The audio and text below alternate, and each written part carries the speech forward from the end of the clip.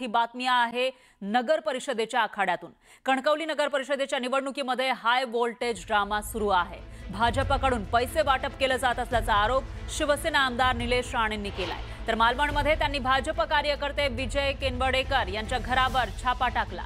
या छाप्यामध्ये सापडलेल्या बॅगेमध्ये तब्बल 20 ते 25 लाख रुपये आहेत आणि केनवडेकर यांना हे पैसे कुठून आले याबाबत ठोस उत्तर देता आलं नाही असा आरोप निलेश राणेंनी केलाय।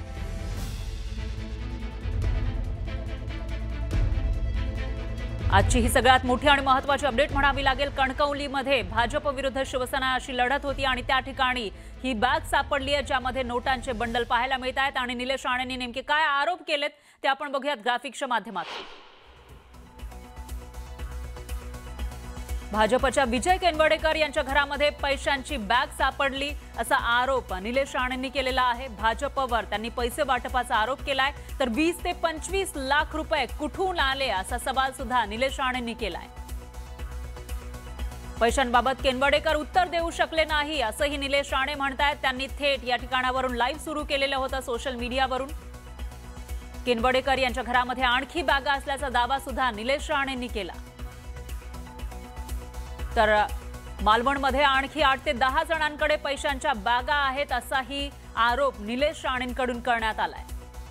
मंगळवारपासून पैसे वाटप सुरू आहे असाही आरोप निलेश राणेंनी केलेला आहे। भाजपचे अनेक कार्यकर्ते पैसे वाटतायत असा आरोप सुद्धा निलेश राणेंकडून करण्यात आला आहे। मुख्य म्हणजे निलेश राणे हे सुद्धा भाजपमध्ये होते, ते सध्या शिवसेनेमध्ये आहेत आणि त्यांचे बंधू नितेश राणे हे भाजपमध्ये आहेत। रोज बॅगा पोहोचवायची यंत्रणा आहे असं सुद्धा निलेश राणे यांनी आरोप केलेला आहे।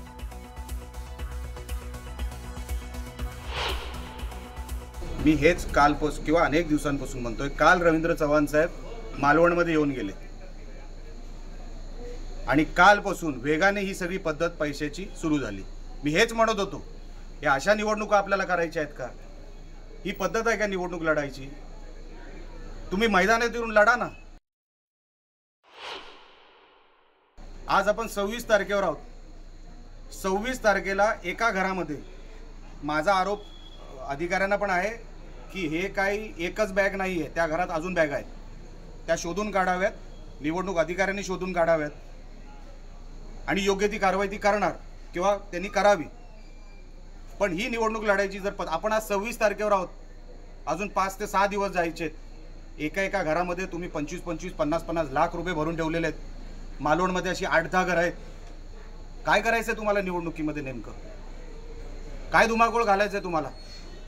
जिल्ह्यामध्ये अशा निवडणुका कधी होत नव्हत्या। शिंदेचे जे आमदार आहेत निलेश राणे यांनी मोठा आरोप केला आहे। मालवणमध्ये निवडणुकांमध्ये पैशाचा खेळ सुरू आहे।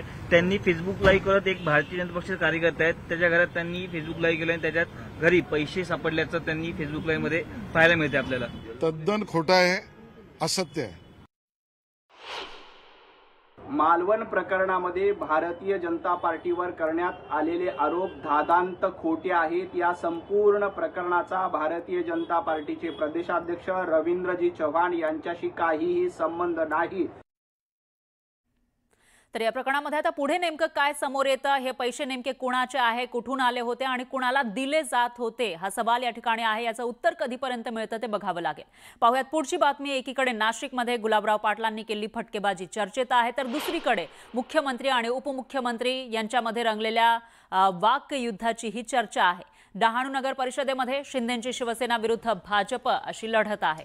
इथल्या प्रचार सभेत काही दिवसांपूर्वी एकनाथ शिंदेंनी अहंकारी रावणाची लंका जळाली होती असं सूचक वक्तव्य केलं होतं आणि त्यांचा रोख नेमका कुणाकडे आहे अशी चर्चा असतानाच आज मुख्यमंत्र्यांनी पालघरमध्ये असं काही विधान केलं ज्यामुळे राजकीय वर्तुळात चर्चांना उधाण आलं।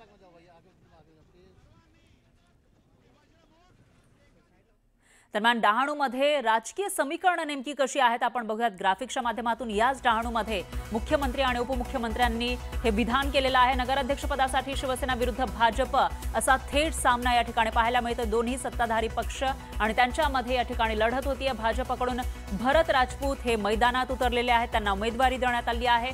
तर दुसरीकडे शिवसेनेकडून राजेंद्र माछी हे रिंगणात उतरलेले आहेत. अशा पद्धतीनं शिवसेना आणि भाजपची ही लढत आहे. तर शिंदेंच्या उमेदवाराला ठाकरे सेनेचाही या ठिकाणी पाठिंबा आहे. एकीकडे भाजप आहे आणि त्यांच्या विरोधामध्ये शिंदे सेना, उद्धव सेना आणि त्याचबरोबर आणखी एक इंटरेस्टिंग गोष्ट म्हणजे या ठिकाणी शिंदे सेनेच्या उमेदवाराला काँग्रेसचा सुद्धा पाठिंबा आहे. म्हणजे मग यामधील 2 पक्ष आणि शिंदे सेना असे हे तिन्ही पक्षांचा हे एक उमेदवार या ठिकाणी आहे. तर दुसरीकडे भाजपचे उमेदवार या ठिकाणी आहेत. त्यामुळे इथं नेमकं कोण जिंकणार याविषयी उत्सुकता असतानाच इथं अशा पद्धतीनं विधानं केलेली आहेत. त्यामुळे हे विधान नेमकं कोणासाठी याविषयीची चर्चा रंगली की डहाणूमध्ये आपण सगळेजण एकत्र आलेला आहात. एका अधिकारशाहीच्या विरोधामध्ये एकत्र आलेला आहात. अहंकाराच्या विरोधामध्ये एकत्र आलेला आहात.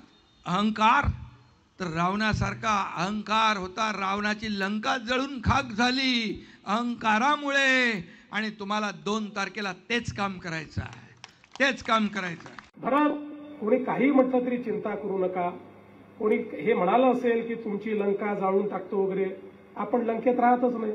आपण तर रामाचे अनुयायी आहोत, रावणाचे आहोत का? बस. आणि तू तो भरतच आहे, रामाचा छोटा भाऊ. आता रामाच्या भावाची लंका असू शकते का? नाही. त्यामुळे अशा गोष्टी इलेक्शनमध्ये बोलाव्या लागतात, त्या मनावर घ्यायच्या नसतात. आपण जय श्रीरामवाले लोक आहोत. तर उपमुख्यमंत्री आणि मुख्यमंत्री यांचं लंकेविषयीचं वक्तव्य नेमकं कुणासाठी आहे याविषयी चर्चा असतानाच यावरून संजय शिरसाट यांनी मात्र सारवासारव करण्याचा प्रयत्न केला. बरोबर आहे ना, आम्ही त्यांना उद्देशून बोललेलोच नाही. आम्ही अहंकारी जे आहेत त्यांच्याबद्दल वापरलेलं वाक्य आहे आणि ते कुणाबद्दल वापरलं हे सर्वांना माहिती आहे. म्हणून भाजपने मनावर घेण्याचं काही कारण नाही.